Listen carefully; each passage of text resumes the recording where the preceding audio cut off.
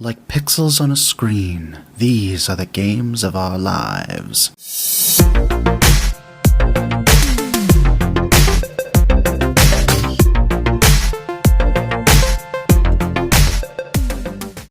Hello and welcome back to the Games of Our Lives, episode 16.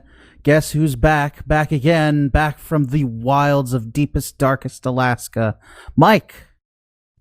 Don't call it a comeback. I already used that one a couple ones ago. Yeah, after the hiatus.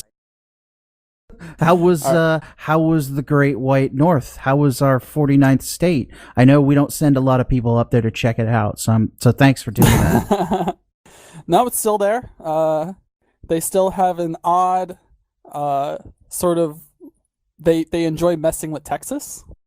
No shit. No wonder they're about to get annexed by Canada or whatever. No, it's funny. You'll see multiple sales and shops will be because I think they're like 2.3 times the size of Texas. So and they have more oil. They love mining and probably more guns per capita. Per person, yes. I know. No, I had a wonderful time. Great. So, I mean, you've been in the wilderness. Have you made time for video games since coming back? I did. I finally got around to starting Darkest Dungeon. Is that still in early access? Yeah, it is. I'm not sure how long it's going to stay in there. I bought it during the Steam sale. Okay. Is it how much of a game is it by now? It's a game. It definitely. If you've heard anything about it, you've probably heard that it's very difficult. That's true. At least so far, I'm only maybe an hour and a half into it. The art is great. It's a turn-based RPG. The actual combat part of it. Right. Okay. But everything's done in like the same window, so you're not switching back and forth between screens or anything. Yeah. Okay. And it's really clever. There are a lot of clever game mechanics. The art style looks great. I don't know if you're into the eldritch horror genre, which I'm not really, but it's definitely enjoyable. Is there any sort of it's not a true roguelike because it's not like an action-y game, but is there any persistence in I'm guessing you basically just have a group of heroes that you're trying to ferry through the game? Yeah, and I'm still kind of trying you have a roster of heroes, and heroes can and will die on you. So you gotta be careful about investing any of your resources into the actual heroes. It is one of those games where sort of I might play for 10, 15, 20 minutes, and at the end of it, I feel like I'm worse. Like I'm in a worse spot than I was when I started. And that's not the best feeling. Is the gameplay persistent? Like, there's no like state where you basically might as well just start over. You just sort of end up taking a new group on. Yeah, no. As far as I can tell, if you mess up a group of heroes too much, you just let them go, and you kind of start fresh with new blood the next week. You let the crazies into the wild to do their pretty thing. Much. I mean, it got to the point, and that's sort of when I first started. When I first started doing it, if you aren't aware, you sort of have a sanity that if you reach a certain level, you get a negative. You get a how am I forgetting the word for a malady? Positive is. Yeah, sure. So you get the if you reach a certain stress level, your character just straight up dies. It's like heart attack dead. Wow, a really slow heart attack that builds up over time. That sounds horrifying. Oh god, if something opens that door, I'm just gonna die. Oh, I'm dead. That's it. No, like if something, I would be in battles, and when I first started, so between missions, when you sort of go back to the town, you can pay to have them do some kind of recovery thing. But I was confused because recovering sanity was so expensive. I'm like, I don't get what I'm doing here. And eventually I realized, if they're not good enough, you just don't even bother. You just release them. It's not worth it.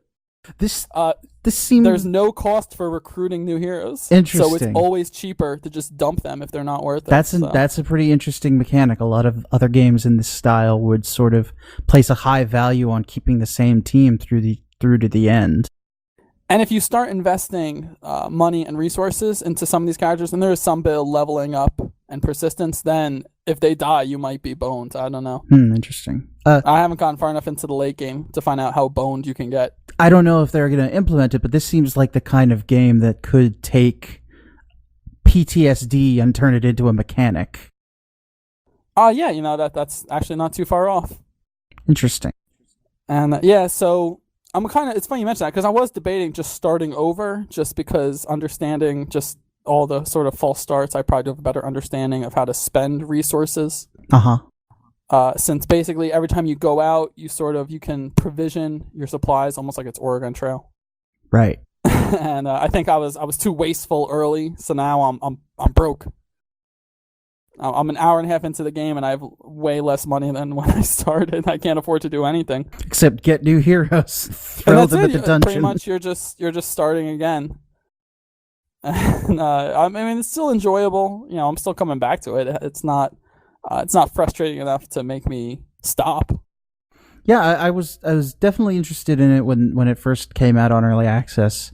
I have not picked it up yet, but I probably will now that it's probably closer to release. Yeah, I will say the one thing I'm nervous about is that if there is, so far I just keep kind of going back to the same two areas. If there is like a difficulty curve, I might be boned because I'm going extremely slow. I'm making very little progress. Yeah, maybe that's the way it's designed. I don't know, or maybe I am hopelessly terrible at this game. You'll learn, I'm sure. I finally figured out. It took me an hour and a half to figure out what color the different colored dots mean. This game does not hold your hand, by the way. There's very little in the way of tutorial. Interesting. Maybe they'll patch that in later. I don't know. I mean, I feel like it was probably a conscious decision. Like, you can figure it out. You'll be fine. Just like life. You figure it out as you go along. Yeah, you figure out as you go along, and hopefully before the eldritch horrors drag you screaming into the abyss. Exactly. Just like life. So how about you, Chris? I know you've been busy with the move. Have you had any time to game? Yeah, I've not really played anything new that we haven't talked about over the last couple of podcasts, but this past week I've been watching Dota 2's the International 5, which is the big Dota 2 tournament that Valve throws.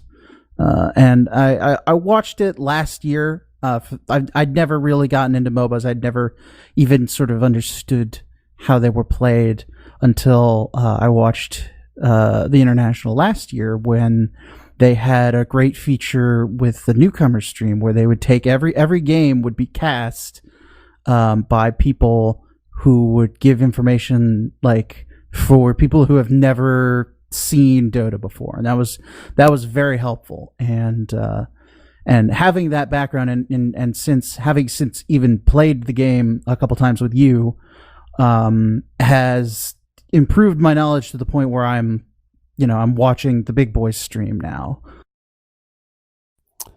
Oh, okay. So how are you? Are you still following it, or? Yeah. It's a big friggin' deal in the esports community now, because the pot which Valve partially crowdsources, or actually almost completely crowdsources, is over $18 million. That's really kind of obscene. Like the sixth place team is taking home over $1 million. That's amazing. I mean, it's really cool. You wonder if anyone else. I mean, can anybody else adopt that model? Probably like League of Legends, I don't know. I don't follow League at all. I don't know what their championship prize pool is like, but League also has a lot more, I think, tournaments aside from their championship series. Dota 2 is like an invitational event. They do take winners from major esports tournaments around the world, but generally they invite the big teams. You're making it sound like Mortal Kombat, like they show up at the end of these big tournaments and give you a secret invitation. Well, I mean, that's actually, that's kind of how it happens. A lot of the teams that are like the quote unquote Cinderella stories of this international were like wild card teams that got got into the group stages by winning their like regional tournaments. So it's a really interesting, like, it's real sports. It's real sports now. It's not just esports. It's crazy. And watching the mainstream has sort of learned me that, because something you didn't get last year with the newcomer stream was the analysis that happens between matches, which is just as obfuscated as the game was to me last year, because I don't understand the theory behind everything. I know how the game works now. I still am not picking up on the theory. Oh yeah, especially if you listen to good commentary during a draft, it is it's almost crazy. impossible to follow. It's crazy. And something else that I'm noticing is, and I'm picking up sort of on the metagaming aspects of it, because now I'm realizing, oh hey, the same 3 or 4 heroes are basically in every match. Either banned or picked. Yeah, either banned or picked. Everybody is running with a Lina or a Gyrocopter or an Andy Mage, and they're all heroes that I've never played as, so I still don't completely understand them. So, I mean, now teams are starting to pick Luna, which is a hero that I have played, so I kind of get that. Is there a storyline that's come out that's been interesting? Well, for me, it's I support Evil Geniuses. They're the last American team still in the running.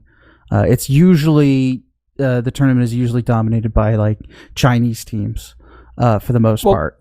TI4 was, but I believe before that it was actually like Navi is all Scandinavian and European. Yeah, and Invictus, but like a lot of the big teams like Cloud9 and these, unless you follow the scene, nobody is going to know what we're talking about. You know what? I followed it 2 years ago, a year ago. I haven't really been following this year. Yeah, so basically there's this the Chicago Bulls. The 96 Chicago Bulls of Dota have been eliminated. And these have people on it like PPD and Arteezy, who maybe you have even heard of. They're on Team Secret. They were the other big American team. And they're out now. They got upset by a Chinese team that basically came up through a wild card slot, which is pretty incredible. Pretty incredible story.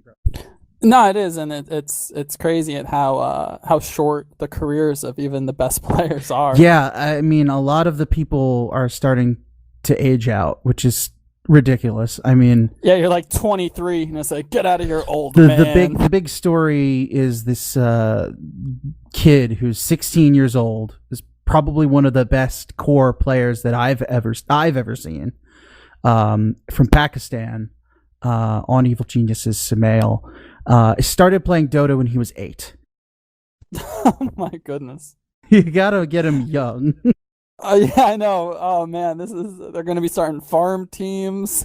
that already happens. There were 2 foreign academies. Well, that's true. They have farm teams. So I'm just thinking like how the big soccer clubs will have foreign academies where they'll try to sign them out of elementary school to some kind of contract to maybe in 12 years they'll play for Manchester. Like if they don't United blow out their knee in between now and then. It's wild, but you know what? $18 million pool, and that's what you get. And like sponsorship rights out the butt.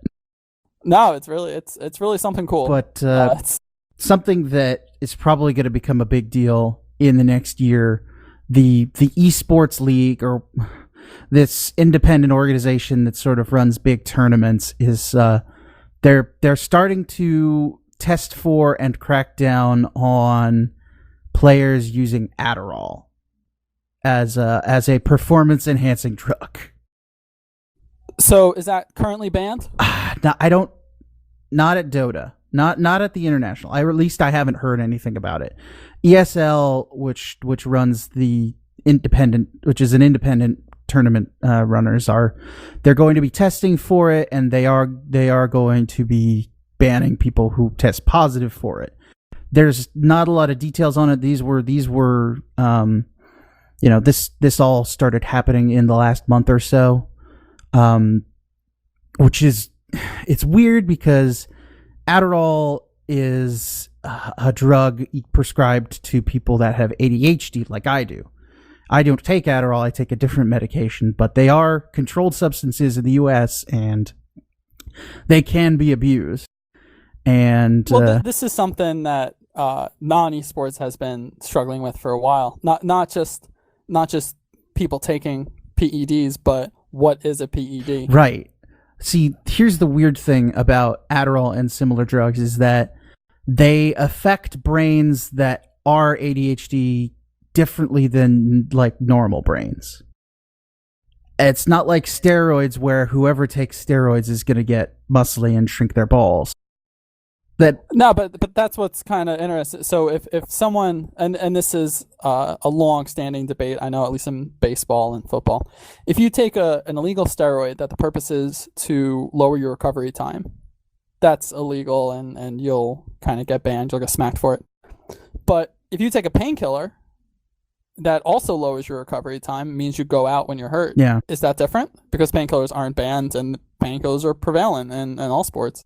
Yeah, it's interesting. So I mean, it's a slippery slope. It is, which is another overused term. But and in Dota, in esports, it's especially strange because what the supposed the benefit of non-ADHDs people using drugs like Adderall is they gain this sort of hyper focus, and you can tell, like you could tell when people are on it. You could. Oh yeah, like, and I mean, even football players have been suspended for Adderall. Yeah, and the weird thing is, like, I take my medication so that I can function normally, which is thinking about people who would use it to sort of gain an advantage in a video game is absurd to me, because that's just not how it works for me. No, that's true. Yeah, I worry that abuse and blanket restrictions that might end up, because there's, we don't know how this is going to shake out yet, that they're going to keep kids like me who grow up on Ritalin are going to be kept out of esports because they're a liability. And that is something that is new and gives esports a whole new level of complexity. No, you're right. And I mean, and again, caffeine helps me focus. Caffeine keeps me awake. Oh, is that illegal? Is that a drug? Yeah, it's a drug. Yeah, well, I mean, these kids are all I would say they're all hopped up on Monster and balls. Yeah, but kids, I don't know if they still make. Do they still make balls? Oh, no doubt. I think you still only get it online through ThinkGeek. So, but like the esports community is not like the sports community where you have to be a specimen of physicality to be good at it. You just have to practice, and I mean, obviously there is natural talent for certain things, but really the beauty about esports to me is that anybody can do it. You could even be physically disabled and be good at video games. So true. Like, to have something now where we're keeping people out of it because of how their brain works it's scary to me a little bit. But sort of as an aside to that, recently I had a medical examination for getting a pilot's license, and was informed by the FAA that because I take ADHD medication and antidepressants, that I am legally barred from ever getting a pilot's license until I can medically prove that I am no longer taking those things. Is it the combination? Either or. One or the other. Oh, it's interesting. Well, I guess they don't want, you don't want the headline like that plane that went down in France, right? That, and I mean, obviously, like the medication that I take is an amphetamine. It is a class 2 controlled substance. It can be abused, but the crazy irony here is that I would not want to fly a plane without my medications. Like, I wouldn't be very good at flying the plane without them. Catch 22. It's a whole weird mess. So, Mike, what do you got on the horizon? What are you looking forward to? I'm actually going to steal your the thing you were telling me about, and that's that Galak-z is coming out on the PC soon. We don't know when. They have not announced it yet, but it is out. Oh. It's out on the PS4 now. I've heard a lot of really good things. It's kind of a hard road. Like, you're gonna love it because I've heard it described as being the space brother of Spelunky. Yes. Yeah. So it's gonna launch on the PC eventually. Cinnamon, what are you doing? Like, that's throwing another pin in the pile, huh? So it's going to launch on the PC eventually. There's 4 chapters in it. The PC release is going to have 5 in it. And when the PC version comes out, the 5th chapter will come to PS4 for free, obviously. So that might be next week. Could be in a month. They've not yet announced it, but I'm way into that. And I don't know if we've played it at a PAX, but since then they've added a button that you transform into a Gundam. Oh, what? They already had one before. There's a Gundam button, basically. Yeah. No, I remember we saw it at PAX, and I had already watched the entire Giant Bomb quick look of, or it wasn't really the quick look, but it was, when they have the developer come in and show them the game. So it was the same level. So I watched that whole thing, and then I watched the guy ahead of me do it. So when I played it, I tore through it, and like, wow, you're really good. And it's like, no, I was just copying what I've seen. I've seen all this before. So what they've changed since then is that all of those levels are procedurally generated now. So they should be different every time. That's very cool. I'm very, very excited about that game. If you don't know what it is, by the way, I'm amazed you're still listening. But it's a cel-shaded, top-down shooter, like 2D shooter. But it's styled like, I guess, the old it's like Robotech. The stuff that happens in between missions it plays out like an old 80s anime. When you start a mission, there are fake or procedurally generated writing credits. It like each level is essentially an episode of this fake TV show. Oh, and it all works really well together. And definitely looking forward to that. So, looking at the news, Gamescom is this week. Microsoft has had their big press conference. They announced a lot of stuff. They showed off Quantum Break. They showed off Scalebound, and they announced you're making up and words they now. announced they showed off the new Crackdown. And they announced Halo Wars 2, which apparently stars Channing Tatum. I don't know. I haven't watched the press conference yet. Wait, is that... Halo Wars was the RTS, it is by the Rome Total War people. Oh, that's so think about this. Sega, a developer owned by Sega, is making the next Halo game. Oh, what a world. Weird world that we live in. But, not a lot. I don't know. I've not been following the Gamescom news. We're kind of recording early in the week, and I haven't had a chance to catch up. But, yeah. No, it's true. And I'm just coming off. I'm actually going away again for work. So look forward to a guest next week, I guess. We'll see. Yeah. This will be a short one.